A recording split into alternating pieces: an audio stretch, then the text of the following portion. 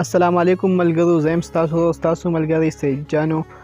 نسیم شاه چې کوم دی نو خپل کلي ته لاړلو ډېر مایارو ته، او دغسې د هغه ډېر ښه استقبال وشولو او اخر هغه څه خبره وه چې هغه وژړل، هغه ډېر زیات وژړل. هم هغه ټوله ویډیو په تاسو سره زه شریکومه، نو راځئ ویډیو ته د اخر وګورئ. زه نسیم شاه ویډیو ته تاسو چې د سکرین باندې کومه ویډیو ښکاري نو دا نسیم شاه دی، او دا چې کوم دی نو خپل کلي ته لاړی ډېر مایارو ته، او هلته د ده ډېر زیات ښه استقبال وشولو.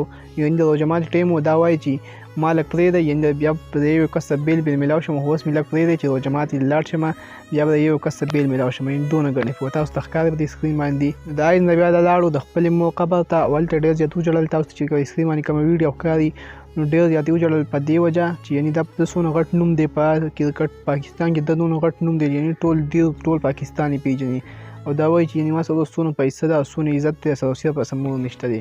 نو غریب هلته دونه وژړل، تاسو ته د سکرین باندې ښکاري. موږ ټول هم ډېر زیات خفه کړلو. نو نسیم شاه چې کوم دی نو نن سبا هغه ته ډېر زیات عزت میلاو شوی، عزت او ذلت چې کوم دی نو الله ورکوي چاته چې هم وغواړي.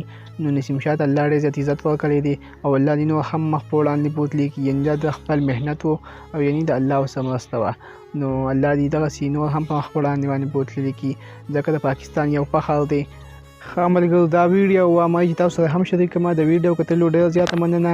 سید جان افیشل چینل ته هم د داسې ویډیوګانو دپاره سبسکرایب کړئ. اوس ما له راکړئ اجازت و چې چېرته هم یې الله مو خوشحاله ساته. د لوی الله په امان.